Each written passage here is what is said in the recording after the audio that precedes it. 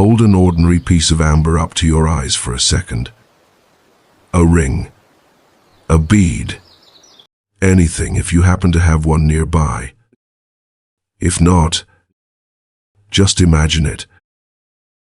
It looks like a warm, transparent stone, a little old-fashioned, like something you might find in your grandmother's jewelry box. Forget that it's a stone. 40 million years ago, it was a drop of resin slowly running down the trunk of a tree, in a forest that no longer exists on any map of the world. The tree died. The forest disappeared. The continents drifted apart, but the drop remained. It simply waited, until one day, it ended up in your hand. And yet, for a drop just like this, someone is diving into the freezing waters of the Baltic Sea. Right now. At this very moment. Risking never coming back to the surface. Over the past few years, dozens of people have died there. Not in a war, not thousands of years ago. Today, while you're watching this video, this stone helped scientists reconstruct the very air dinosaurs once breathed. Pieces of it have sold for millions of dollars at auction. Because of it, an unknown provincial doctor became a scientific legend, and entire nations built powerful fleets to obtain it. Today, we're going to find out how an ordinary drop of tree resin somehow became part of all these stories at once.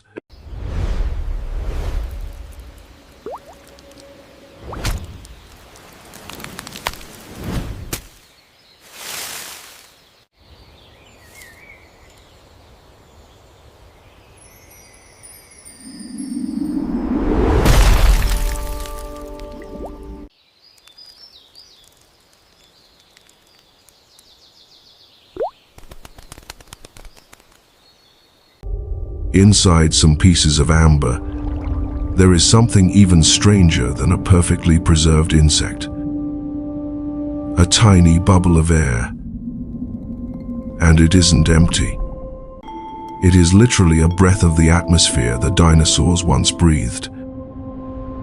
Scientists have learned how to open these microscopic bubbles and analyze exactly what filled the air tens of millions of years ago.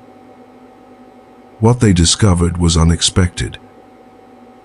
During the Cretaceous period, when dinosaurs still walked the Earth, the atmosphere contained almost 14% more oxygen than it does today. The air was so rich in oxygen that a modern human would most likely feel slightly intoxicated with every breath. Then, closer to the extinction of the dinosaurs, oxygen levels dropped dramatically. A coincidence? Scientists are still debating whether that shift in the atmosphere may have been one of the factors that led to their extinction. So yes, the piece of amber in your hand may contain the last breath of a world once ruled by dinosaurs. And that's only the beginning of the strange stories hidden inside it. Welcome to the Cabinet of Curious Facts. The stone that was once alive. Amber is not a mineral. It is the only gemstone on Earth that was once alive. 40 million years ago, resin flowed down the trunks of ancient conifer trees. It hardened in the open air, fell to the forest floor, was carried away by rivers, and on the bottom of an ancient sea, it slowly turned into stone. What you're holding in your hand is literally a ray of sunlight that once struck a tree 40 million years ago, and has never gone out since. Even the Roman poet Ovid wrote that amber was the tears of the sisters of Phaethon, mourning their fallen brother. Thousands of years ago, people had already sensed that this stone was somehow connected to life itself. Science would prove them right. Almost 2,000 years later. 350 shades, not one by accident. Amber doesn't have just one color. It comes in around 350 shades.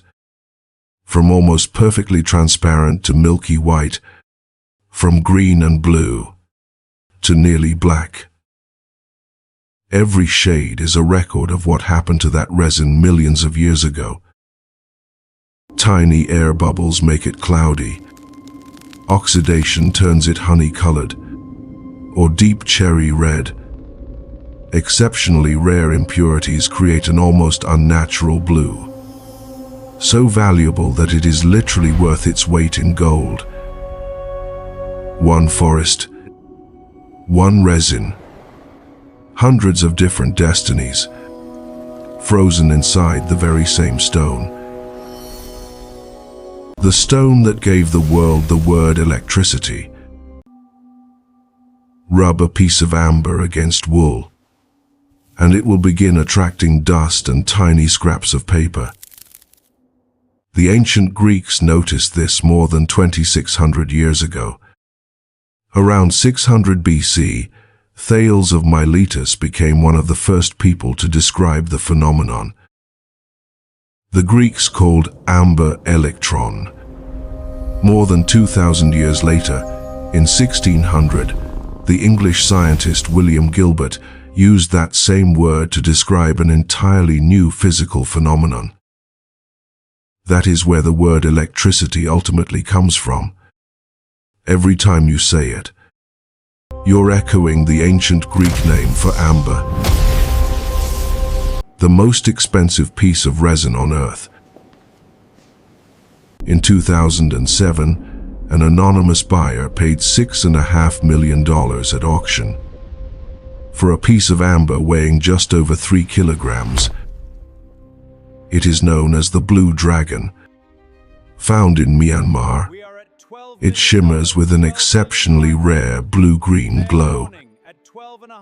And that isn't even the largest piece ever discovered. In Poland, an intact piece of amber weighing more than 60 kilograms was once found, so large that it would have taken 2 adults to wrap their arms around it. All of it had formed from the resin of a single tree, tens of millions of years ago. Yet the most valuable authenticated specimen spent years serving as nothing more than a doorstop. In Romania, an elderly woman used a piece of amber weighing nearly 3.5 kilograms to hold her door open. When burglars broke into her home, they stole the gold jewelry, but left the amber behind, believing it was just an ordinary rock. Today, that single piece is valued at more than €1 million. The stone that comes to you. And one last fact, because it explains everything that comes next. Amber is lighter than most minerals, and it can float in salt water. For centuries, people didn't have to mine it at all. They simply waited for a storm. The Baltic Sea itself would wash amber onto the shore. That is how this coastline formed a bond with amber that has lasted for thousands of years. And, looking ahead, that is exactly why people still head to this sea during storms. The only difference is, they no longer wait on the beach. They dive.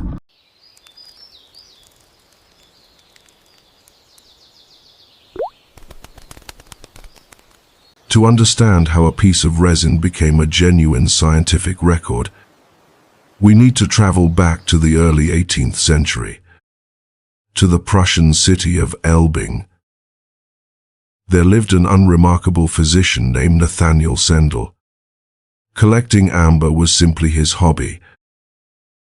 At the time, collections like these had little credibility in the scientific world. Pieces of resin with insects trapped inside were seen as expensive toys for the wealthy, curiosities for collectors' cabinets, not subjects for serious scientific study. To devote yourself to them meant risking your reputation as a practicing physician, for something your colleagues would almost certainly dismiss as a pointless obsession. But Sendel gained access that almost no one else had. He became the personal physician to Augustus the Strong, King of Poland, one of the most powerful monarchs in Europe. And in Dresden, Augustus possessed one of the largest royal amber collections on the continent. Instead of simply admiring these remarkable pieces, Sendel began studying them. He hired an engraver to carve meticulous illustrations of every specimen onto copper plates, while he carefully documented each one himself, in Latin. In 1742, his life's work was published, The History of Ambers. More than 250 documented specimens, the first scientific publication in history based on a royal amber collection. One curious mistake perfectly illustrates just how much of a pioneer he was. Looking at strange winged creatures trapped inside the resin, Sendel identified them as butterflies. Centuries later, scientists realized they were actually caddisflies, an entirely different order of insects that science simply could not distinguish at the time. Sendel was wrong. Yet that very description became the world's first scientific record of fossil caddisflies. More remarkably still, he was already doing something official science would not fully embrace for another century. He compared creatures preserved in amber with their living relatives to understand how they had once lived. Today, that comparative approach has become one of the fundamental methods of paleontology. Science has come a long way since then, but one beautiful idea from the movies did not survive reality. DNA cannot be recovered from amber. The molecule itself physically breaks down after only about 500 years. No dinosaurs will ever be brought back from a drop of fossilized resin. Instead, science received something just as valuable, a perfectly preserved photograph of a world that no longer exists. To a jeweler, amber is an ornament. To a scientist, it is a photograph of a vanished world. And it all began with a provincial doctor who risked his reputation on something everyone else dismissed as a pointless curiosity, and turned out to be right.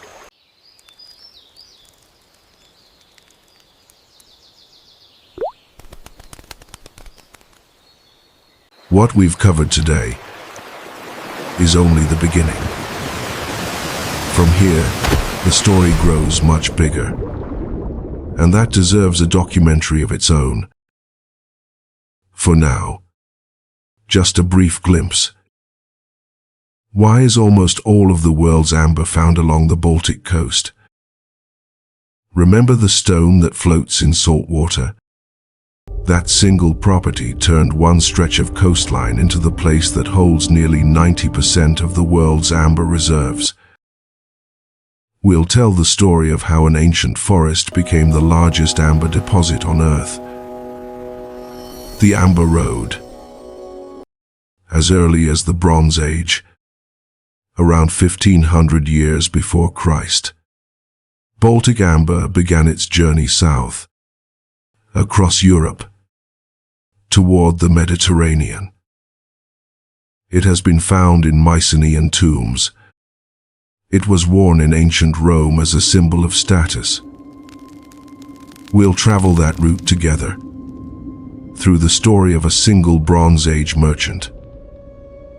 The Amber Divers. The same coastline, but today, illegal mining, smuggling, divers descending 12 to 14 meters into freezing water for just a few kilograms of amber.